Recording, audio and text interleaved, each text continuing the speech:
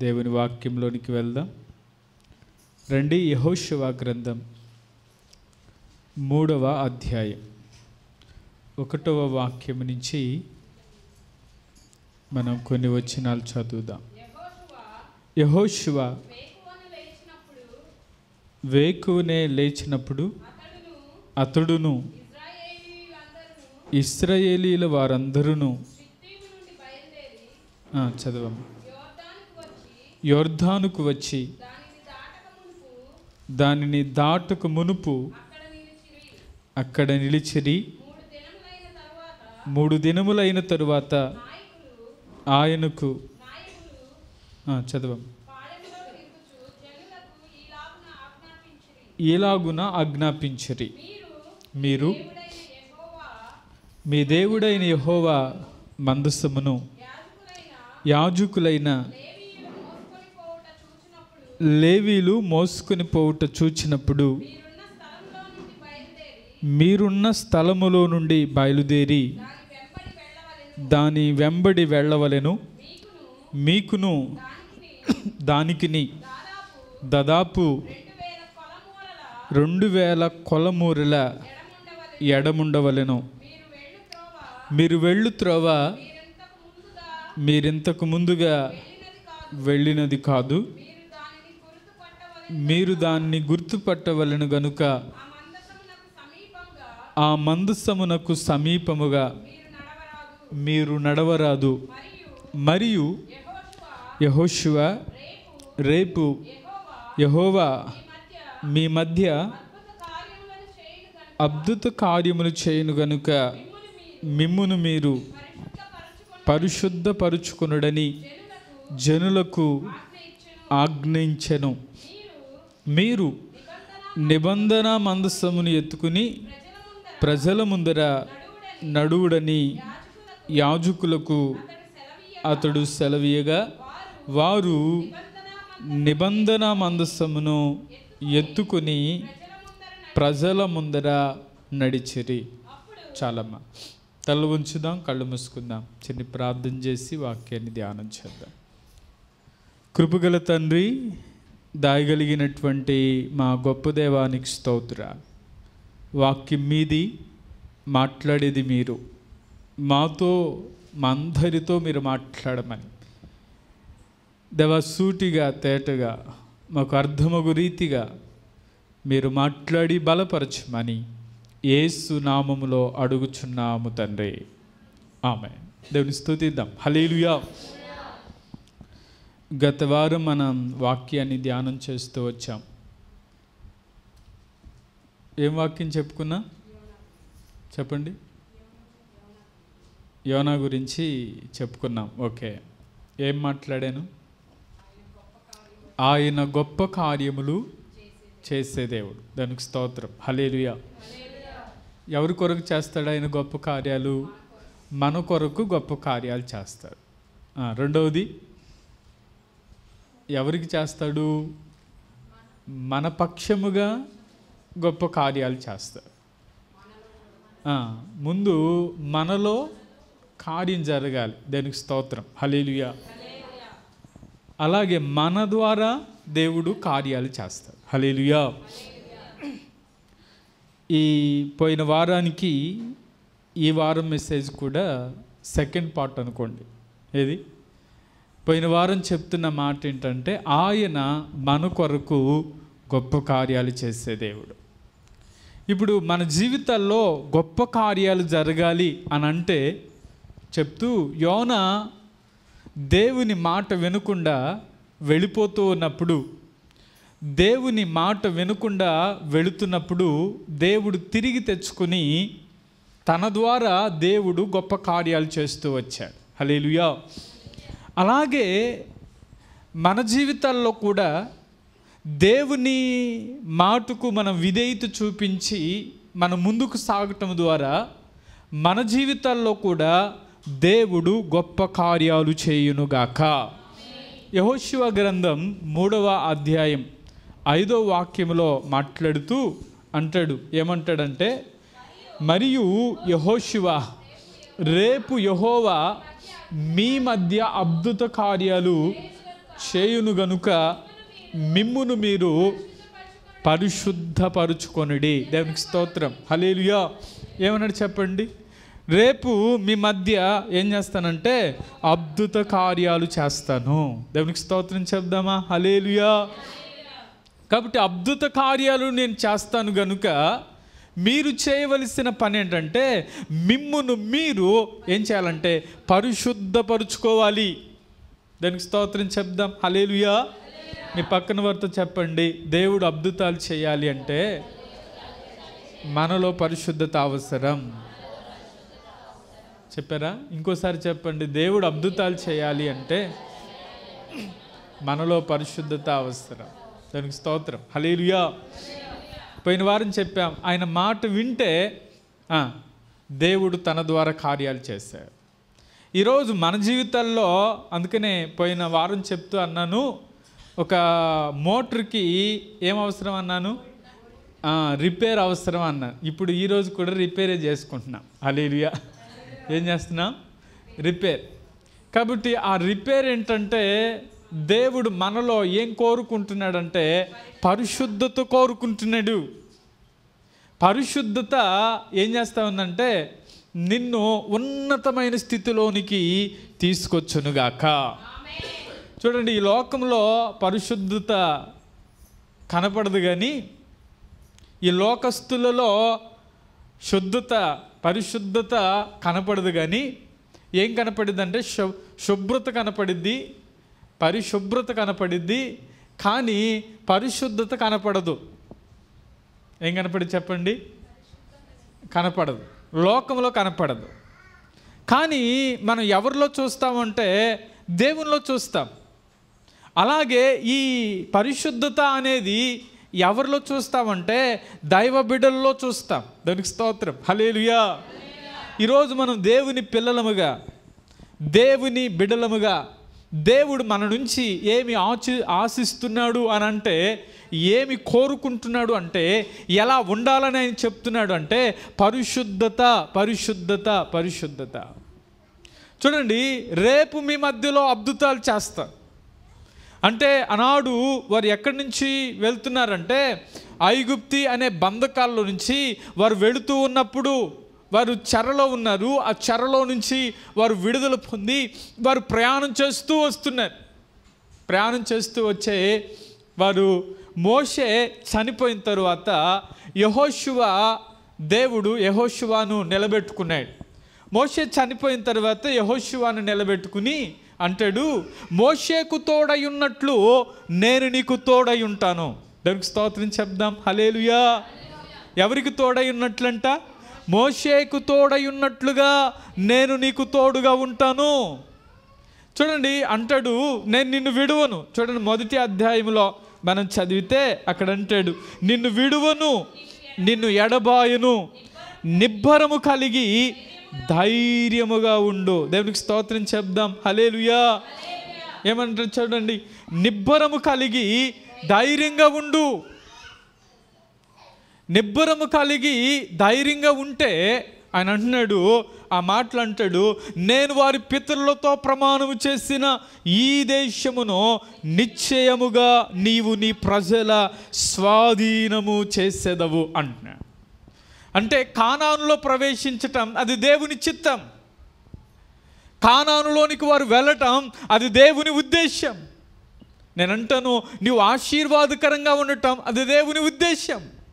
నీ జీవితంలో మేలుకరంగా ఉండటం అది దేవుని ఉద్దేశం. నీ జీవితంలో ఆరోగ్యంగా ఉండటం అది దేవుని ఉద్దేశం. ఆ ఉద్దేశాలు నెరవేరాలి అంటే నీవేం చేయాలంటే నిబ్బరము కలిగి ధైర్యముగా ఉండు. దేవునికి స్తోత్రం. హల్లెలూయా. కాబట్టి అంటాడు, నిన్ను విడువను, నిన్ను ఎడబాయను. కాబట్టి విడువని దేవుడు మనకున్నాడు, ఎడబాయని దేవుడు మనకున్నాడు. అందుకనే ఈ అధ్యాయంలో అంటాడు 6వ వాక్యములో, 7వ వాక్యములో, 9వ వాక్యములో ఏమంటాడంటే నువ్వు ధైర్యంగా ఉండు, నిబ్బరము కలిగి. నువ్వు ఎలా ఉండాలంటే ధైర్యముగా ఉండు, దిగులు పడొద్దు, జడియొద్దు. నీవు నడిచే మార్గమంతట్లో నీ దేవుడైన యెహోవా నీకు తోడై ఉన్నాడు అంటే దేవుడు మనకు తోడుగా ఉన్నాడు అని ఆయన మనల్ని బలపరుస్తూ ఉన్నాడు. అందుకని అంటాడు, మోషేకి ఎలా తోడుగా ఉన్నానో నేను నీకు కూడా అలాగే తోడుగా ఉంటాను. అయితే నువ్వేం చేయొద్దంటే దిగులు పడొద్దు, నువ్వేం చేయొద్దంటే జడియొద్దు, నువ్వేం చేయొద్దంటే నిబ్బరముగా ఉండు, ధైర్యంగా ఉండు అని చెప్పి వారిని కానానుకు నడిపిస్తున్నప్పుడు వారి ప్రయాణంలో కొంచెం ముందుకు వెళ్ళిన తర్వాత వారికి ఎన్నో ఆటంకాలు ఎదురవుతూ వచ్చాయి. ముందు ఎలాంటి ఆటంకం ఎదురైందంటే, యెహోషువ కాలంలో వారు ముందుకి ప్రయాణం చేస్తున్నప్పుడు యోర్దాను అనేటువంటి నది వారు దాటుకుని వెళ్ళాలి. అలాగే ఎరుకో గోడలు కూడా ముందున్నాయి, వాటిని దాటుకుని వారు కానాన్లో ప్రవేశించాలి. ఇప్పుడు కానాన్లో ప్రవేశించటానికి ఎదురవుతున్న ఆటంకాలు, ఎదురవుతున్న వాటిని దాటుకుని వెళ్ళాలి. యోర్దాను ఒక ఆటంకమైతే, యోర్దాను ఒక బంధకమైతే ఆ యోర్దాను దాటి వారు వెళ్ళాలి. అయితే అక్కడ మనం గమనిస్తే, మనం చదువుకున్నటువంటి మాటల్లో యెహోషువ గ్రంథంలో 3వ అధ్యాయంలో అంటాడు, చూడండి, మీరు ఏం చేయాలంటే 3వ వాక్యములో అంటాడు, మీ దేవుడైన యెహోవా నిబంధన మందసమును యాజకులైన లేవీలు మోసుకొని పోవుట మీరు చూచినప్పుడు మీరున్న స్థలములో నుండి బయలుదేరి దానిని వెంబడి వెళ్ళవలెను అని మాట్లాడతారు. ఈ మాటలో అంటాడు, ఏమంటాడంటే, మీరు యోర్దాను నది దాటాలి అంటే, ఈ సమస్యను మీరు దాటి వెళ్ళాలి అంటే మీతో ఏముండాలంటే మందస్సం ఉండాలి. దేవునికి స్తోత్రం చెప్దాం, హల్లెలూయా. ఏముండాలి చెప్పండి? మందస్సం ఉండాలి. అందుకనే అక్కడ అంటాడు, మీ దేవుడైన యెహోవా నిబంధన మందస్సమును మీరేం చేయాలంటే యాజకులైన లేవీలు మోసుకొని పోవటం మీరు చూచినప్పుడు మీరు ఏం చూస్తూ ఉండాలంటే, మీ దగ్గర మందస్సం ఉండాలి. ఆ మందస్సాన్ని వారు మోస్తూ ఉండగా మీరేం చేయాలంటే ఆ మందస్సాన్ని చూడాలి. మందస్సం అనేది పరిశుద్ధత, మందస్సం అనేది దేవుని సన్నిధికి సాదృశ్యంగా కనపడతా ఉంది. మందస్సములో 3 ప్రాముఖ్యమైనటువంటి పాత్రలు ఉంటాయి. మందస్సంలో 3 ప్రాముఖ్యమైన పాత్రలు ఉంటాయి. చెప్పండి, మందస్సంలో ఏముంటాయి? అహరోను కర్ర, అహరోను చిగురించిన కర్ర. రెండవది పలకలు ఉన్నాయి. ఏమన్నాయంటే 10 ఆజ్ఞలు కలిగిన పలకలు ఉన్నాయి. మూడవది ఏముంది? మన్నా పాత్ర, బంగారు మన్నా పాత్ర ఆ మందస్సంలో ఉన్నాయి. వీటిని ఒకసారి ఆలోచిస్తే మన్నా పాత్ర దేనికి సాదృశ్యంగా కనపడతా ఉందంటే, అది ఏ సంబంధమైన ఆహారం కాదు కానీ పరసంబంధమైన ఆహారానికి అది పోలికగా కనపడతా ఉంది. అంటాడు యోహాను సువార్తలో మనం చదివితే అంటాడు, మీరు ఈ మన్నాను తిన్నా చనిపోయారు, కానీ నేనిచ్చే ఆహారాన్ని తినేటువంటి వారు ఎలా ఉంటారు? నిత్యము జీవిస్తారు అంటారు. ఒకసారి రండి, యోహాను సువార్తలో 6వ అధ్యాయంలోనికి వస్తే అక్కడ అంటాడు, ఏమంటాడంటే, ఒకసారి 49వ వాక్యం, మీ పితరులు అరణ్యములో మన్నాను తిన్నను చనిపోయిరి, దీన్ని తినువాడు చావకుండునట్లు పరలోకము నుండి దిగి వచ్చిన ఆహారం ఇదే అని మాట్లాడతారు. ఎక్కడి నుంచి దిగి వచ్చిందంటే చెప్పండి? పరలోకము నుండి ఏం దిగి వచ్చిందంటే ఆహారం దిగి వచ్చింది. దేవునికి స్తోత్రం చెప్దాం, హల్లెలూయా. ఈ బంగారు పాత్ర పరలోకము నుండి దిగి వచ్చిన ఆహారం. అందుకని అంటాడు, ఇది శరీర సంబంధమైనది కాదు, ఆత్మ సంబంధమైన దేవుని ఆహారానికి సాదృశ్యంగా కనపడతా ఉంది. అందుకనే ఆ మాటలు అంటాడు, ఇదే పరలోకము నుండి దిగి వచ్చిన జీవాహారము. చూడండి 58వ వాక్యంలో, ఇదే పరలోకము నుండి దిగి వచ్చిన ఆహారము, పితరులు మన్నాను తినను చనిపోయినట్లు కాదు, ఈ ఆహారము తినువాడు ఎల్లప్పుడూ జీవించునని నిశ్చయముగా మీతో చెప్పుచున్నాను. దేవునికి స్తోత్రం చెప్దాం, హల్లెలూయా. ఈ ఆహారాన్ని తినేటువంటి వాడు ఏమవుతాడంట? నిత్యము జీవిస్తాడు. ఈ ఆహారము తినువాడు ఎల్లప్పుడూ జీవించునని నిశ్చయముగా మీతో చెప్తున్నాను. ఈ మాటలో మనం ఎందుచేత రక్షించబడ్డామంటే కృపచేతే రక్షించబడ్డాం.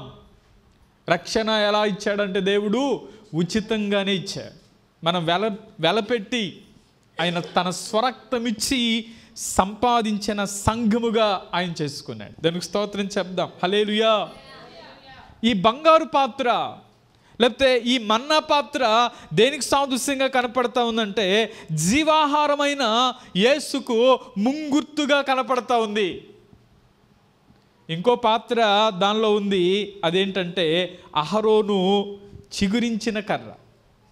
ఒక ఎండిపోయిన కర్రను అక్కడ 12 గోత్రాల వారు కర్రలు పెట్టారు. కానీ ఎన్ని గోత్రాలు ఉన్నాయి? 12 గోత్రాలు ఉన్నాయి.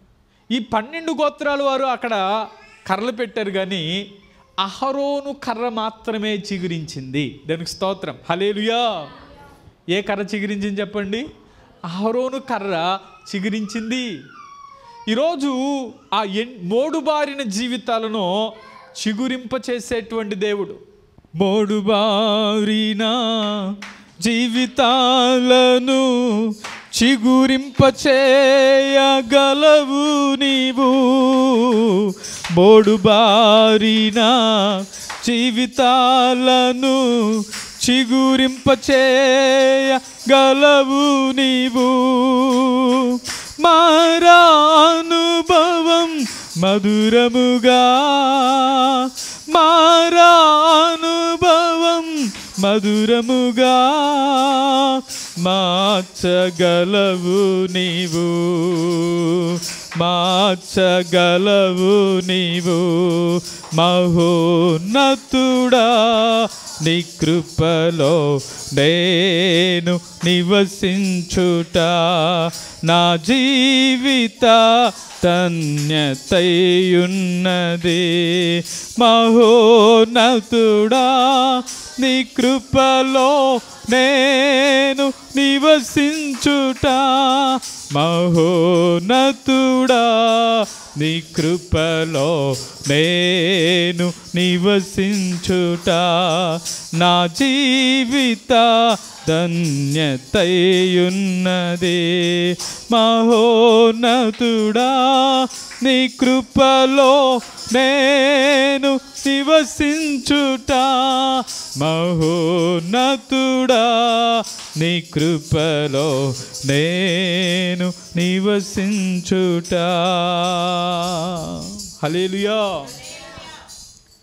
ఈ అహరోను చిగురించిన కర్ర దేనికి సాదృశ్యంగా కనపడుతుంది అంటే ఒక వ్యక్తి మార్పు చెందడానికి, ఒక వ్యక్తి మారు మనసు పొందడానికి సాదృశ్యంగా ఈ అహరోను కర్ర కనపడతా ఉంది. ఒక వ్యక్తి మార్పు చెందితే, ఒక వ్యక్తి మారు మనసు పొందితే అతడు ఎలా దీవెనకరంగా ఉంటాడో, ఎలా ఆశీర్వాదకరంగా మార్చబడతాడో అనేదే ఈ అహరోను కర్ర. మోడుబారిన జీవితాలను ఆయన ఏం చేయగలడంటే చిగురింప చేయగలిగిన దేవుడు. హల్లెలూయా.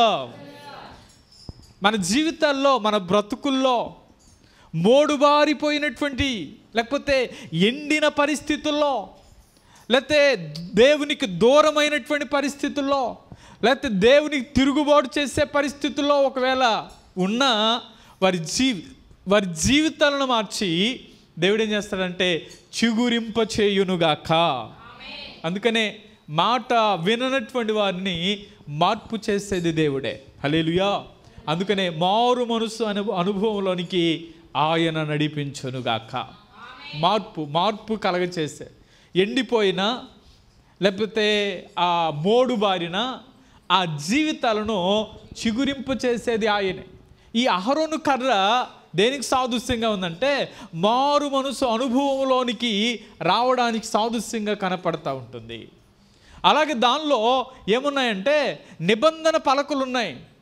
ఈ పలకలు దేనికి సాదృశ్యం అంటే ఆయన ఆజ్ఞలకు సాదృశ్యం. దేవుని చిత్తాన్ని నెరవేర్చే వారిగా ఉండడానికి కొరకై ఆయన మన కొరకు శాసనాలను దానిలో ఉంచాడు.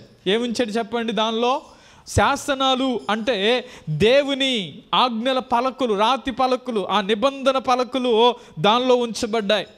ఈ ధర్మశాస్త్రాన్ని నెరవేర్చడాన్ని ఈ పలకలు సూచిస్తూ ఉన్నాయి. ధర్మశాస్త్రాన్ని మనం నెరవేర్చేటువంటి వారుగా ఉండాలని దేవుడు కోరుకుంటా ఉన్నాడు. చూడండి, కీర్తన భాగం 40వ కీర్తనలో ఈ మాట మనకు కనబడుతుంది. ఒకసారి చదువుదామా? 40వ కీర్తన 7-8 వాక్యాలు మనం చదివితే, అప్పుడు పుస్తకపు చుట్టలో నన్ను గూర్చి రాయబడిన ప్రకారం నేను వచ్చి ఉన్నాను. నా దేవా, నీ చిత్తము నెరవేర్చుట నాకు సంతోషం. నీ ధర్మశాస్త్రము నా ఆంతర్యములో ఉన్నది అంట. చూడండి, ఈ మాటలో దావీదు చెప్తూ అంటాడు, అయ్యా దేవా, నీ చిత్తము నెరవేర్చుట నాకు సంతోషం. నీ ధర్మశాస్త్రం ఎక్కడుందంటే నా ఆంతర్యములో. ధర్మశాస్త్రాన్ని ఆంతర్యములో కలిగి ఉన్నాడు. నేను అంటాను, మన నిబంధన ఈ పలకలు దేని సూచిస్తూ ఉన్నాయంటే దేవుని చిత్తాన్ని నెరవేర్చేటువంటి వారుగా. యేసయ్య కూడా తండ్రి చిత్తాన్ని నెరవేర్చడానికి నేను వచ్చాను అన్నా. ఈరోజు మనం కూడా దేవుని పిల్లలముగా దేవుని చిత్తాన్ని నెరవేర్చేవారిగా మనము మార్చబడుదుముగాక. అందుకని అంటాడు, అయ్యా నీ ధర్మశాస్త్రము నా ఆంతర్యములో ఉన్నది. ఈరోజు ధర్మశాస్త్రం ఎక్కడుండాలంటే మన ముందే కాదు, మన ఆంతర్యములో పని చేయునుగాక. ఏం పని చేయాలి చెప్పండి? ఏం పని చేయాలి? దేవుని వాక్యం, దేవుని శాసనాలు, దేవుని ఆజ్ఞలు, దేవుని కట్టడలు ఎక్కడ పని చేయాలంటే మన ఆంతర్యములో పని చేయాలి. కాబట్టి మన ఆంతర్యములో దేవుని కార్యాలు ముందు మనలో క్రియ జరిగితే ఆటోమేటిక్గా దేవుడు మన జీవితాల్లో గొప్ప కార్యాలు చేయనుగాక. కాబట్టి ఈ మాటను బట్టి మనలో కార్యం జరిగితే మన ద్వారా కార్యాలు జరుగుతాయి. మనలో కార్యం జరిగితే మన పక్షముగా కార్యాలు జరుగుతాయి. మనలో కార్యం జరిగితే మన ద్వారా కార్యాలు జరుగుతాయి. అంతేనా? మనకు కార్యాలు జరుగుతాయి. దేవునికి స్తోత్రం, హల్లెలూయా. మన పక్షముగా కార్యాలు జరుగుతాయి. అందుకనే ఆ ఇశ్రాయేలీల పక్షముగా కార్యం జరగాలి అంటే వారి మధ్యలో ఏముండాలంటే మందస్సు ఉండాలి. ఈరోజు మన జీవితాల్లో ఏముండాలంటే మందస్సు ఉండాలి. ఈ మందస్సులో ఉన్న విషయాలు చెప్తూ వచ్చా. వారు ఏం చేయాలంటే మందసాన్ని యాజకులు లేవీలు మోసుకుని వెళ్తున్నప్పుడు దాన్ని చూస్తూ ఉండాలి. అలాగే దానిని వారు వెంబడించాలి. దేవునికి స్తోత్రం, హల్లెలూయా. చూడండి, యెహోషువ గ్రంథం 3వ అధ్యాయం 3వ వాక్యంలో ఆ మాట స్పష్టంగా అంటాడు. ఏమంటాడంటే చూడండి, మీరు మీ దేవుడైన యెహోవా నిబంధన మందసమును యాజకులైన లేవీలు మోసుకొని పోవుట మీరు చూచినప్పుడు మీరున్న స్థలములో నుండి మీరు బయలుదేరి దానిని వెంబడించవలెను. అంటే మందసాన్ని వీరు చేయవలసిన పని ఏంటంటే మందసాన్ని చూడాలి, రెండవది మందసాన్ని వెంబడించాలి. దేవునికి స్తోత్రం, హల్లెలూయా. ఈరోజు మన జీవితాల్లో అద్భుతాలు చేయాలి అంటే మనం 3 పనులు చేయాలి. ఒకటి, మనం మందసాన్ని ఏం చేయాలంటే చూడాలి. మందసాన్ని చూడాలి అంటే దేవుని ప్రసన్నతను చూడాలి, దేవుని సన్నిధిని చూడాలి. దేవుడు ఆ మందసంలో ఏం పెట్టాడో వాటిని మనం కలిగి అవి మనలో ఉన్నాయా లేదా అని చూసుకుంటూ ఆ మందసాన్ని మనం ఏం చేయాలంటే వెంబడించాలి. దేవునికి స్తోత్రం, హల్లెలూయా. వెంబడించటం అంటే దాన్ని మందసాన్ని మనం అనుసరిస్తూ నడవాలి. దానికి స్తోత్రం చెప్దామా? హల్లెలూయా. అందుకని అంటాడు, మందసాన్లో మీరేమంటాడంటే అక్కడ మోసుకొని పోవుట మీరు చూచినప్పుడు మీరున్న స్థలములో నుండి బయలుదేరి దాని వెంబడి వెళ్ళాలి. ఈ మాటలో వెంబడించటం ఎలా వెంబడించాలి అంటే దేవుడు చెప్పినట్లుగా వారు చేయటమే. ఈ మాటను బట్టి నేను అంటాను, వారు ఆ మందసాన్ని చూస్తూ ఆ మందసాన్ని వారు ఏం చేస్తూ ఉన్నారంటే వెంబడిస్తూ వెళ్ళారు. ఆ వెంబడిస్తూ వెళుతున్నప్పుడు అంటాడు, మీరు కొంచెం దూరంగానే ఉండండి, మీరు వెళ్ళిన త్రోవ అంతకుముందు వెళ్ళింది కాదు, కానీ ఆ మాట చెప్పి అంటాడు, మీరు 5వ వాక్యం, మరియు యెహోషువ రేపు యెహోవా మీ మధ్య అద్భుత కార్యాలు చేయును గనుక మిమ్మును మీరు పరిశుద్ధపరచుకోండి. 3వ పని ఏమంటాడంటే పరిశుద్ధత. మీ మధ్య అద్భుతాలు చేయాలి అంటే, మీ పక్కన వారికి చెప్పండి, దేవుడు అద్భుతం చేయాలంటే మనల్ని మనం పరిశుద్ధపరచుకోవాలి. అద్భుతం చేయాలి అంటే దేవుని వెంబడించాలి. అద్భుతం జరగాలంటే మందసాన్ని చూడాలి. హల్లెలూయా. అద్భుతమైన మాటలు కదా. అద్భుత కార్యాలు మనం చూడాలంటే మందసాన్ని చూస్తూ, మందసాన్ని వెంబడిస్తూ మనలో కార్యం జరగాలి. మనం దేవుని సన్నిధికి వచ్చాం, దేవుని మాటలు వింటున్నాం. ఇప్పుడు ఎక్కడ కార్యం జరగాలి? లోపల కార్యం జరగాలి. దానికి స్తోత్రం. హల్లెలూయా.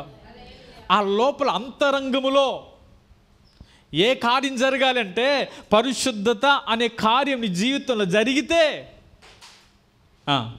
దేవుడు అద్భుత కార్యం నేడే లేకపోతే రేపే నీ జీవితంలో దేవుడు జరిగించునుగాక.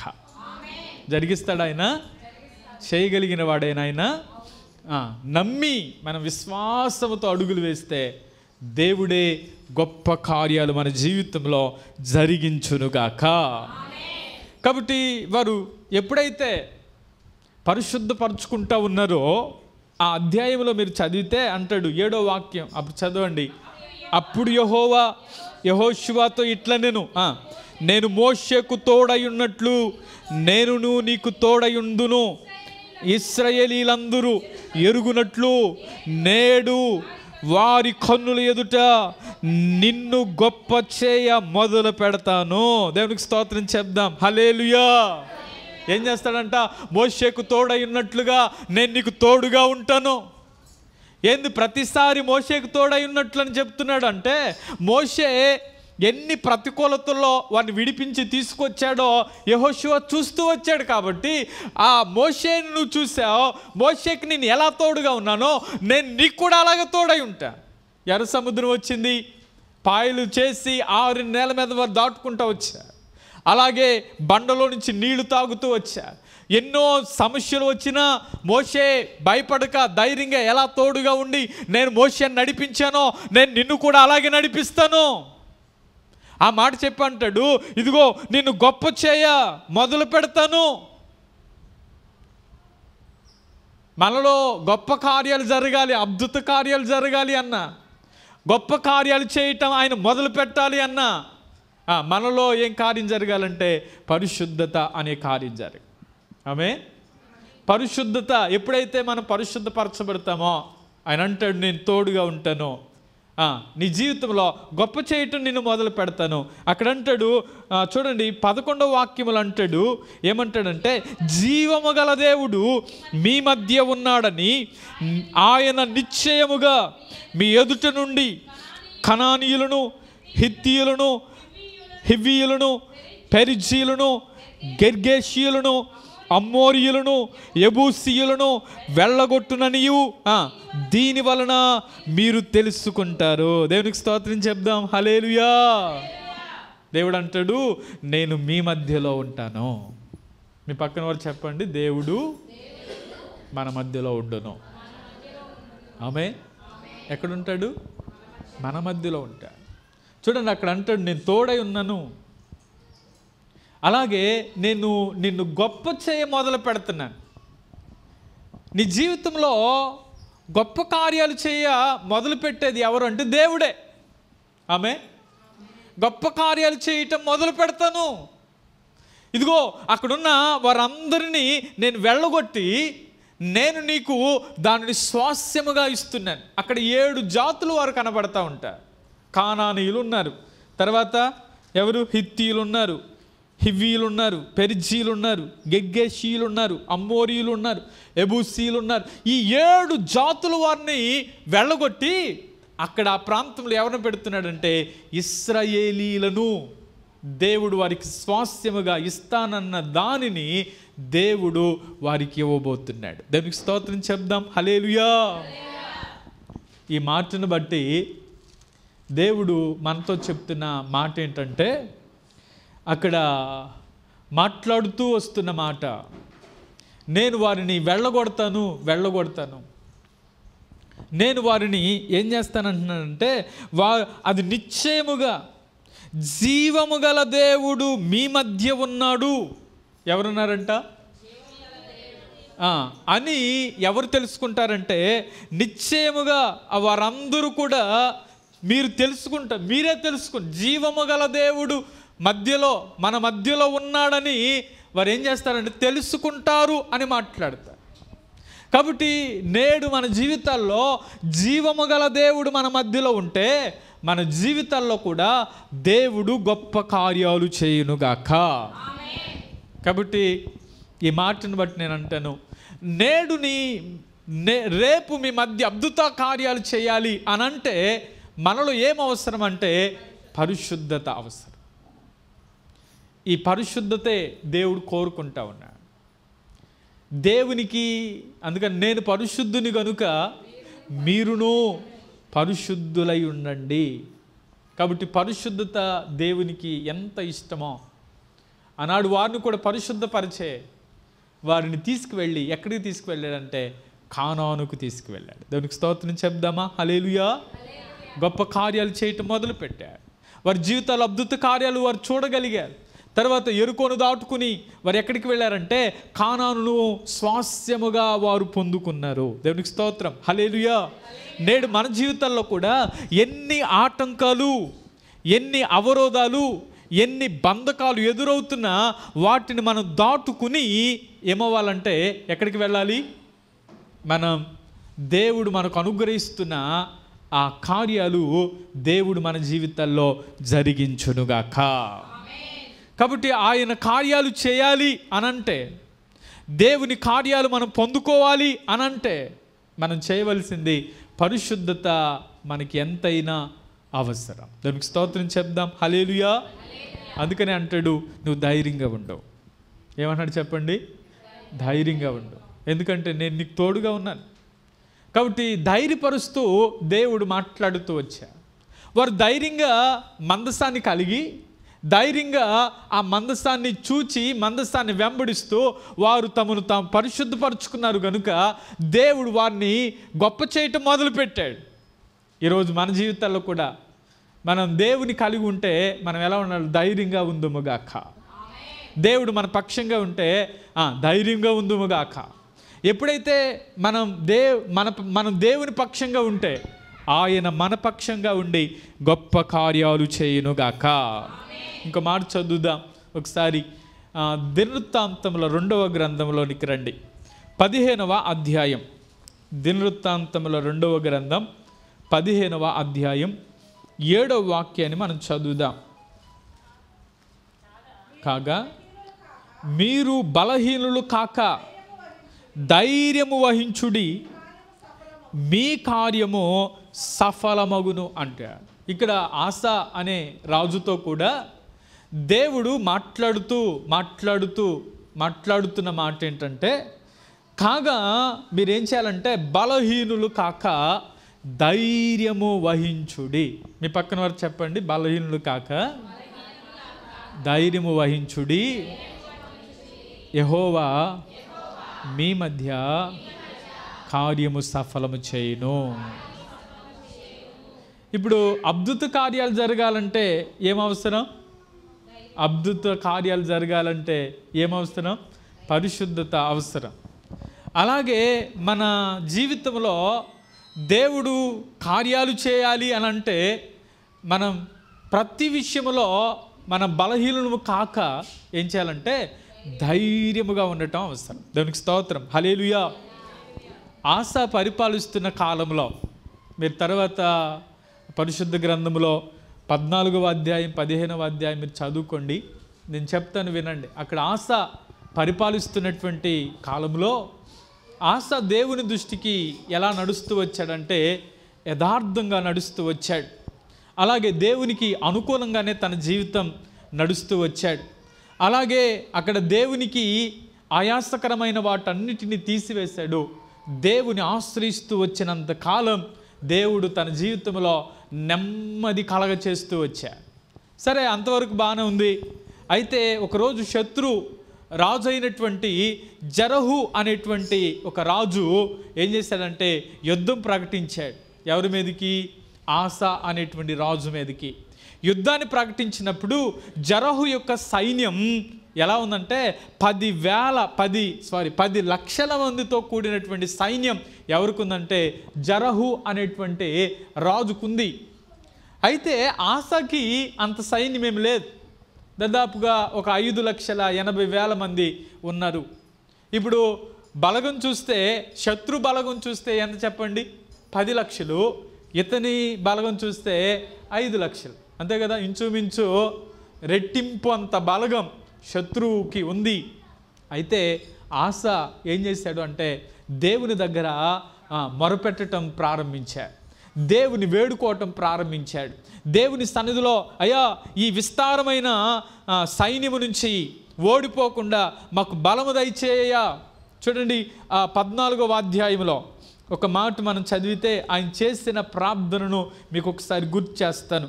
ఏమంటాడంటే చూడండి, 11వ వాక్యం. ఆసా తన దేవుడైన యెహోవాకు మొరపెట్టి, యెహోవా, విస్తారమైన సైన్యము చేతిలో ఓడిపోకుండా బలము లేని వారికి సహాయము చేయుటకు నీకన్నా ఎవరునూ లేరు. మా దేవా యెహోవా, మాకు సహాయము చేయము, నిన్నే నమ్ముకొని ఉన్నాము. దేవునికి స్తోత్రం చెప్దాం. హల్లెలూయా. అయ్యా, నీ నామాన్నే నమ్ముకున్నాం అయ్యా, నిన్నే నమ్ముకున్నామయ్యా, మాకు సహాయము చేయి. అందుకనే ఈ విస్తారమైన సైన్యము చేతిలో ఓడిపోకుండా బలము లేని వారికి సహాయము చేయుటకు నీకన్నా ఎవరు లేరు. మనకు సహాయం చేయడానికి ఆయన కన్నా బలమైన వారు ఈ లోకంలో ఎవరూ లేరు. దానికి స్తోత్రం చెప్దాం. హల్లెలూయా. నిజమే కదా? మనకున్న ప్రతికూలతల్లో, మనకున్న అనారోగ్యంలో, మనకున్న ఇబ్బందుల్లో, మనకున్న సమస్యల్లో, మనకున్న అవసరతల్లో, మనకున్న అక్కర్లో, మనకున్న వాటన్నిటిలో ఆయన కన్నా సహాయం చేసేవారు ఎవరు లేరు. కొన్నిసార్లు మనం ఆలోచించవచ్చు, మన దగ్గరున్న వారు మనకు సహాయం చేస్తారులే అనుకోవచ్చు. కానీ అది కొంతవరకే. కానీ దేవుడు మన పక్షంగా ఉండి సహాయము చేయునుగాక.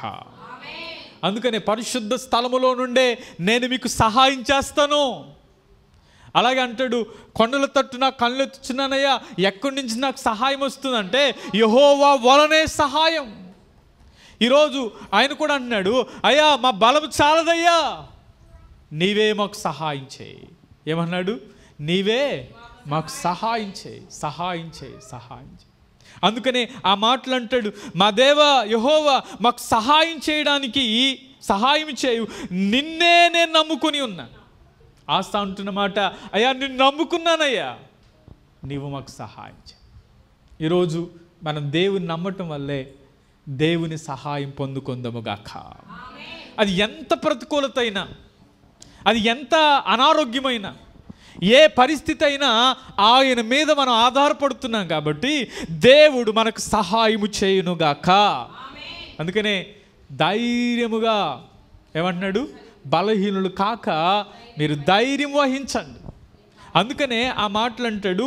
ఒకసారి చూడండి, 15వ అధ్యాయం 2వ వాక్యంలో అంటాడు, ఆసా యోధావారితో అంటున్నాడు, బెన్యామీయులారా, మీరందరూ నా మాట వినండి. మీరు యెహోవా పక్షపు వారైన యెడల ఆయన మీ పక్షముగా ఉండును. మీరు ఆయన యేదో విచారణ చేసిన యెడల ఆయన మీకు ప్రత్యక్షం అవుతాడు. మీరు ఆయన విసర్జించిన యెడల ఆయన మిమ్మును విసర్జించును అంట. ఈ మాటను బట్టి అంటాడు, దేవుని ఆత్మచేత నడిపించబడుతూ ఆ మాటలు చెప్తున్నాడు. ఏమంటున్నాడంటే, ఇదిగో మీరందరూ నా మాట వినండి. మీరు యెహోవా పక్షపు వారైతే ఆయన మన పక్షముగా ఉంటాడు. దేవునికి స్తోత్రం. హల్లెలూయా. మనం దేవుని ఆశ్రయిస్తే ఆయన మనకు ఆశ్రయదుర్గంగా ఉంటాడు. హల్లెలూయా. మనం దేవుని వెతికితే ఆయన మనకు దొరుకుతాడు. ఇప్పుడు మనం దేవుని సన్నిధికి వస్తే ఆయన మనతో వస్తాడు. ఆమె దేవుని యొద్దకు రండి, అప్పుడు ఆయన మీ యొద్దకు వచ్చు. అంటే మనం దేవుణ్ణి ఆశ్రయించాం కాబట్టి, మనం దేవుని వెతుకుతున్నాం కాబట్టి, దేవుని వైపు చూస్తున్నాం కాబట్టి, దేవుని సహాయాన్ని వేడుకుంటున్నాం కాబట్టి ఆయన మనకు సహాయము చేయునుగాక. అప్పుడు అంటాడు, బలహీనులు కాక ధైర్యము వహించండి, మీ కార్యము సఫలమవుతుంది. కాబట్టి మనం ధైర్యంగా ఉండటం ద్వారా మనకున్న బలహీనతల్లో ఒకవేళ బలహీనులు అవ్వచ్చేమో, కానీ దేవుడు అంటున్నాడు, బలహీనులు కాక మీరు ధైర్యంగా ఉండండి, నేను మీ కార్యాన్ని సఫలం చేస్తాను. ఈ మాటను బట్టి నేను అంటాను, ఆస ఎప్పుడైతే దేవుని చిత్తానికి, ఎప్పుడైతే దేవుని మాట వినడానికి, దేవుని చిత్తానికి లోబడి దేవుని వైపు చూశాడో, దేవుని సన్నిధిలో మొరపెట్టాడో, దేవుని మీద ఆధారపడ్డాడో, దేవుని మీద ఆనుకున్నాడో, దేవుడు గొప్ప కార్యం చేయటం మొదలుపెట్టాడు. హల్లెలూయా. నీవు ఆనుకుంటే చాలు, దేవుడు గొప్ప కార్యం చేస్తాడు. అయ్యా మాకు బలం చాలయ్యా అని ఆశ అన్నప్పుడు దేవుడు బలమైన కార్యం చేసి యుద్ధములో జయమిచ్చాడు, నెమ్మది కలగ చేశాడు. హల్లెలూయా. కాబట్టి ఈరోజు నేను అంటాను, మన జీవితాల్లో అద్భుత కార్యాలు జరగాలి అంటే, మన జీవితంలో గొప్ప కార్యాలు దేవుడు చేయాలి అంటే, మన జీవితంలో మనం అనుకున్నది దేవుడు ఆ కార్యాలను సఫలం చేయాలి అని అంటే, నేను అంటాను, నీవు ఆయన దగ్గరికి రావాలి, నీవు ఆయన వైపు, ఆయన మీద ఆధారపడాలి. ఆశ ఈ మాటను బట్టి అంటాను, ఆశ తన బలహీనతల్లో, ఆశ భయములో, ఆశ శత్రువులు వెంటాడుతున్నప్పుడు ఆశ దేవుని మీదే ఆధారపడ్డాడు. దేవుని మాటకు లోబడ్డాడు, దేవునికి విధేయత చూపించాడు, దేవుడు గొప్ప కార్యం చేశాడు. హల్లెలూయా. ఈరోజు మన జీవితాల్లో కూడా మనం పరిశుద్ధత కలిగి దేవుని చిత్తానికి లోబడితే ఆయన మన జీవితాల్లో గొప్ప కార్యాలు చేయనుగాక. ఒకసారి రండి ఈ మాట చదువుదాం. ఒకసారి హెబ్రీలకు రాస్తున్నటువంటి పత్రికలోనికి రండి. ఒకసారి హెబ్రీలకు రాస్తున్నటువంటి పత్రిక 10వ అధ్యాయం 35, 36 వాక్యాలు మనం చదువుదాం. కాబట్టి మీరు ధైర్యమును విడిచిపెట్టొద్దు, దానికి ప్రతిఫలముగా మీకు గొప్ప బహుమానము కలుగును. మీరు దేవుని చిత్తము నెరవేర్చిన వారైతే వాగ్దానము పొందు నిమిత్తము మీకు ఓరిమి అవసరమైనది ఇక కాలము బహు కొంచెముగా ఉన్నది. వచ్చుచున్నవాడు ఆలస్యము చేయక వచ్చును. నా ఎదుట నీతిమంతుడైన వాడు విశ్వాసమూలముగా జీవించును గాని అతడు వెనుక తీసిన యెడల అతని యందు నా ఆత్మకు సంతోషం ఉండదు అంటాడు. చూడండి ఈ మాటలు అంటాడు. అయితే మనము నశించుటకు వెనుక తీసిన వారము కాము కానీ ఆత్మను రక్షించుకొనుటకు విశ్వాసము గలవారమై ఉన్నాము. దానికి స్తోత్రం చెప్దామా? హల్లెలూయా. ఈ మాటలు అంటాడు. కాబట్టి ధైర్యాన్ని మీరు విడిచిపెట్టొద్దు. అక్కడ అంటాడు, దానికి ప్రతిఫలముగా మీకేం కలుగుతుందంటే గొప్ప బహుమానం కలుగుతుంది. ఈ మాటను బట్టి నేను అంటాను, మన జీవితంలో గొప్ప ప్రతిఫలం, గొప్ప బహుమానం మనం పొందుకోవాలి అంటే మీరు దేవుని చిత్తమును నెరవేర్చిన వారైతే, దానికి స్తోత్రం చెప్దామా? హల్లెలూయా. మనం దేవుని చిత్తాన్ని నెరవేర్చిన వారం అయితే మీరు, ఆ మాటలు అంటాడు, మీరు ఏం చేయాలంటే వాగ్దానము పొందు నిమిత్తము మీకు ఓరిమి అవసరం. కొన్నిసార్లు మనం దేవుడు మనకిచ్చిన ఆ వాగ్దానాన్ని పొందుకోవడానికి మనకి ఏం అవసరం అంటే కొన్నిసార్లు ఓర్పు అవసరం. దేవుడు మనకిచ్చిన ఆ బహుమానాన్ని పొందుకోవడానికి మనకి ఏం అవసరం? ఓర్పు అవసరం. అందుకనే ప్రతిదానికి దేవుడు ఏమిస్తాడంటే సమయాన్ని ఉంచుతాడు. హల్లెలూయా. మనం ఏం చేయాలంటే కనిపెట్టి ఎదురు చూస్తూ ఉండాలి, కనిపెట్టి ఎదురు చూస్తూ ఉండాలి. కాబట్టి ఎప్పుడైతే మనం ఓర్పు కలిగి ఉంటామో తగిన సమయమందు దేవుడు గొప్ప ప్రతిఫలం మనకు దయచేయునుగాక. కాబట్టి ప్రతిదానికి సమయం ఉంది.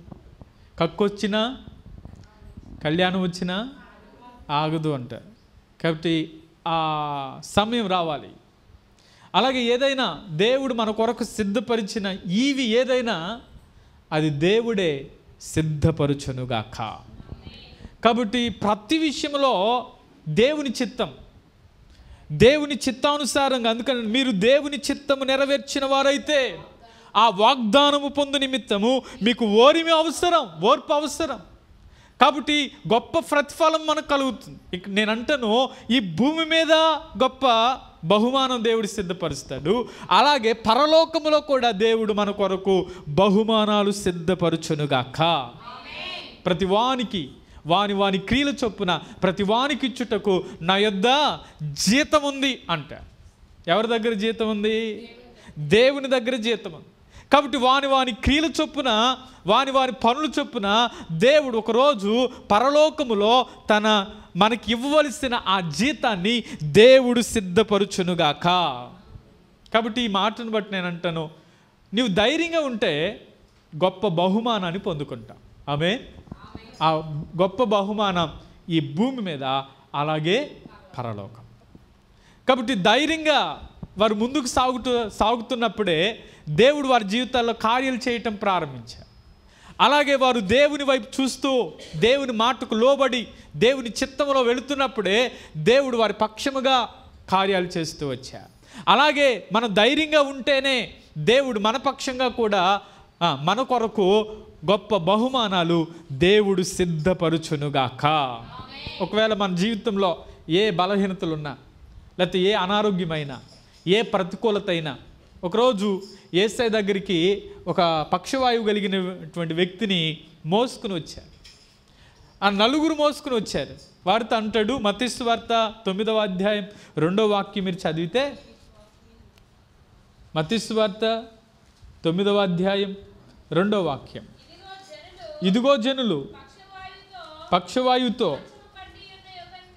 మంచము పట్టి ఉన్న ఒకరిని ఆయన యొద్దకు తీసుకుని వచ్చిరి. యేసు వారి విశ్వాసాన్ని చూచి, కుమారుడా ధైర్యముగా ఉండు, నీ పాపములు క్షమింపబడినవని పక్షవాయువు గలవానితో చెప్పెను. చాలమ్మా, ఈ మాటలు అంటాడు, కుమారుడా ధైర్యంగా ఉండు. ఏమన్నాడు చెప్పండి? యేసు వారి విశ్వాసాన్ని చూచి ఏమన్నాడు? కుమారుడా ధైర్యముగా ఉండు.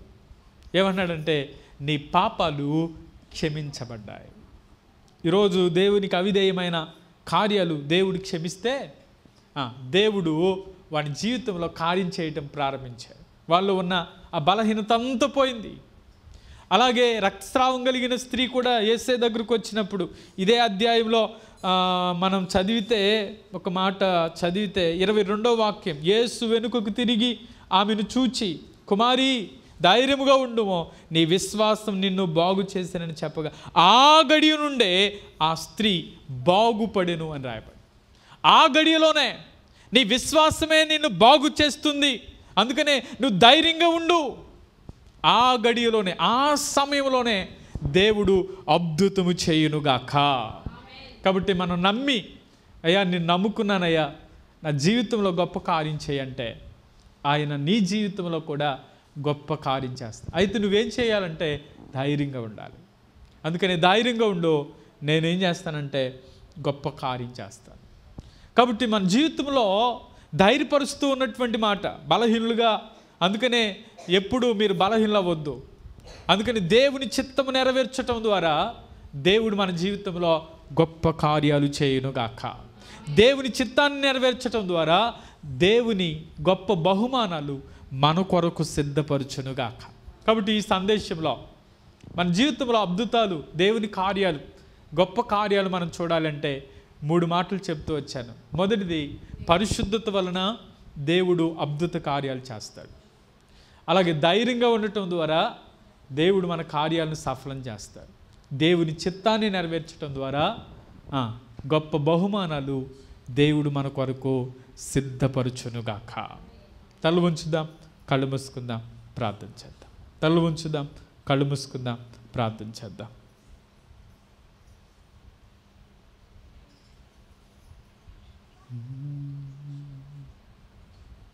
తల ఉంచుదాం. ప్రభువా, నీ మాట వింటానయ్యా, నీ చిత్తాన్ని నెరవేరుస్తానయ్యా అని దేవునితో చెప్దాం.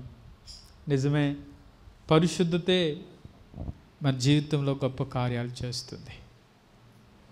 అలాగే ధైర్యంగా ఉండటం, బలహీనలు కాక ధైర్యముగా ఉన్నప్పుడే గొప్ప విజయాన్ని మనం చూడగలం. అలాగే దేవుని చిత్తాన్ని నెరవేర్చటం ద్వారా గొప్ప ప్రతిఫలం, గొప్ప బహుమానం, గొప్ప కార్యాలు. అయితే ఆ గొప్ప కార్యాలు మన జీవితంలో జరిగే వరకు మనకు ఓర్పు అవసరం.